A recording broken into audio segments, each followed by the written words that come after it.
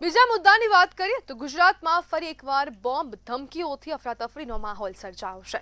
વડોદરાની 19 અને અમદાવાદની 15થી વધુ સ્કૂલને બોમ્બથી ઉડાવી દેવાનો ધમકીભર્યો ઈમેલ મળ્યો છે। ઈમેલમાં પીએમ મોદી અને અમિત શાહને ટાર્ગેટ કરતી અને ગુજરાત ખાલિસ્તાન બનશે જેવી ઉશ્કેરણીજનક ભાષા વપરાઈ છે। ધમકી મળતા જ સ્કૂલ પ્રશાસન અને પોલીસ તંત્ર હરકતમાં આવ્યું અને બોમ્બ અને ડોગ સ્ક્વોડ દ્વારા કેમ્પસની સઘન તપાસ હાથ ધરાઈ છે। અનેક સ્કૂલો ખાલી કરાવવામાં આવી। ફાયર બ્રિગેડ અને પોલીસની ટીમો તાત્કાલિક પહોંચી ગઈ, પરંતુ પ્રશ્ન એ ઊભો થાય છે કે વારંવાર એક સરખા પેટર્નથી આવી ધમકીઓ મળતી હોવા છતાં સાયબર સેલ થ્રેટર સુધી કેમ નથી પહોંચી શકતું? શું ઈમેલ ટ્રેસ કરવામાં ટેકનિકલ અડચણો કે પછી તપાસમાં ગંભીર ખામીઓ છે? દર વખતની જેમ જો આ ધમકી પણ ફક્ત અફવા સાબિત થઈ તો પણ બાળકો અને વાલીઓના મનમાં જે પ્રશ્ન ઊભો થઈ રહ્યો છે ને જે ભય ઊભો થઈ રહ્યો છે તો તેને દૂર કોણ કરશે અને તેની સામે કાર્યવાહી કોણ કરશે અને ફરીથી વાલીઓમાં અને જે બાળકો છે, જે શિક્ષકો છે, તેમના મનમાં જે ભય ઊભો થઈ રહ્યો છે તેને દૂર કોણ કરશે તેવા અનેક પ્રશ્નો ઊભા થાય છે। જ્યારે આવા ધમકી ભર્યા ઈમેલ આવી રહ્યા છે ત્યારે સાયબર સેલની સામે પણ હવે પ્રશ્ન ઊભો થાય કે સાયબર સેલ દ્વારા શું કાર્યવાહી કરાય રહી છે? શું જે પ્રકારના હવે આ જે મેલ મળી રહ્યા છે, જે થ્રેટ મળી રહી છે તો તેના પર શું હવે તપાસ કરાઈ રહી છે કે કેમ? તેની અંદર ટેકનિકલ ખામી સર્જાઈ રહી છે કે કેમ? હવે તંત્ર પણ આ જે થ્રેટર છે તેની સુધી પહોંચી નથી શકતા અને તેની પાછળ એક મોટો પ્રશ્ન ઊભો થઈ રહ્યો છે કે કેમ હવે આવા જે વ્યક્તિઓ છે તેની સુધી તંત્ર પહોંચી નથી શકતું? અને આ જ મુદ્દે ચર્ચા કરવા માટે આપણી સાથે સાયબર એક્સપર્ટ જોડાઈ ગયા છે મયુર ભુસાવડકર। મયુરભાઈ, વધુ 34 સ્કૂલને બોમ્બથી ઉડાવી દેવાની ધમકી મળી છે અને વધુ એક આ બોમ્બનો થ્રેટ આપવામાં આવ્યો છે, શું કહેશો? સૌથી પહેલા તો સાયબર અપરાધીઓની આ સતત મોડસ ઓપરેન્ડી હોય છે કે શાળાઓ નહીં પણ શાળાઓની સાથે કોલેજો, સરકારી કચેરીઓ અને એરપોર્ટ્સ કે જ્યાં પબ્લિક પ્લેસ હોય છે, પબ્લિક ગેધરિંગ વધારે હોય છે અને જ્યાં સેન્ટિમેન્ટ્સ, ઇમોશન જોડાયેલા હોય છે તેવી જગ્યા પર આ લોકો આ પ્રકારના થ્રેટ્સ મોકલતા હોય છે। આ પ્રકારના થ્રેટ્સની મોડસ ઓપરેન્ડી પણ એવી હોય છે કે રાત્રિના સમયે મોકલતા હોય છે અને જ્યારે સવારે કોઈ વ્યક્તિ જ્યારે આ મેલ ચેક કરે ત્યારે અંધાધૂંધી ફેલાઈ જાય। તમે આજે જુઓ કે આટલી બધી સ્કૂલોમાં કેટલા બાળકો ભણતા હશે?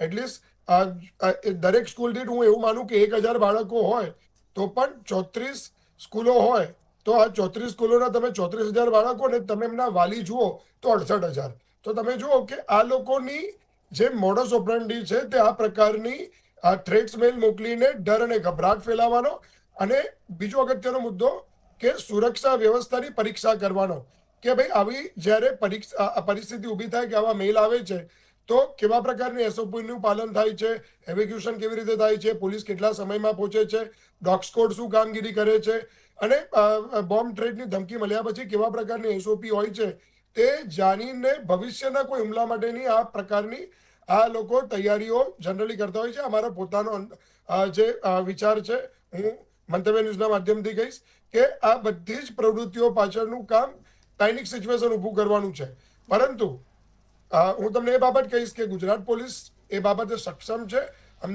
ગુજરાત પોલીસ અને અમદાવાદ સાયબર ક્રાઇમ પોલીસે પહેલા પણ આવા થ્રેટ મેલ્સ મોકલનારને પકડી પાડ્યા છે। હવે હું તમને એક મુદ્દો કહું કે આ કેમ નથી પકડાતા? કારણ કે આ લોકો પોતાના રેગ્યુલર ઈમેલ એડ્રેસનો ઉપયોગ નથી કરતા। આ લોકો પોતાના temporary email address, one day email address અને વર્ચ્યુઅલ ઈમેલ એડ્રેસનો ઉપયોગ કરે છે। એ મોટાભાગે જનરલી પ્રોટોન મેલનો ઉપયોગ કરતા હોય છે અને આ લોકો જ્યારે આવા મેલનો ઉપયોગ કરતા હોય છે ત્યારે અહીંયા સુધી પહોંચવું બહુ મુશ્કેલ પડી જાય છે। પોતાના આઈપીને એ લોકો હાઇડ રાખવા માટે આ લોકો પોતે ટોર નેટવર્ક્સનો ઉપયોગ કરે છે, વર્ચ્યુઅલ પ્રાઇવેટ નેટવર્ક વાપરે છે।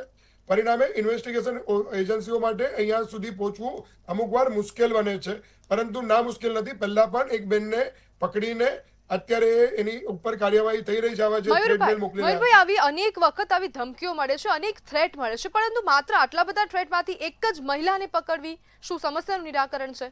અને જો વારંવાર આવી ધમકીઓ મળે છે, જ્યારે ગુજરાતને ખાલિસ્તાન બનાવવાની વાત થતી હોય તો પછી ત્યાં ખૂબ ચિંતાનો વિષય છે।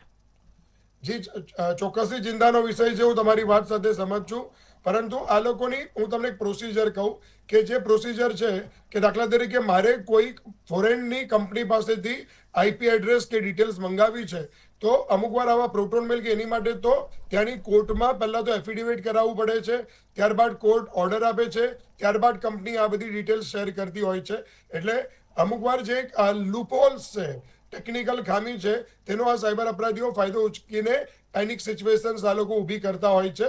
પરંતુ હું એવું માનું છું કે ડિજિટલ ફૂટપ્રિન્ટ એક એવો મુદ્દો છે કે ગમે તેટલા એ માસ્કિંગ કરે, ગમે તેટલા VPN વાપરે, ગમે તેટલા TOR વાપરે, પોલીસ તપાસ એની પાછળ ચાલુ હોતી જ હોય છે અને પોલીસ આવા ઇન્વેસ્ટિગેશન્સ અને ડિજિટલ ફૂટપ્રિન્ટને આધારે એકને એક IP વાપર્યો છે કે શું, કેવી બધી જ તપાસ કર્યા પછી પોલીસ આવા લોકો સુધી પહોંચતું જ હોય છે.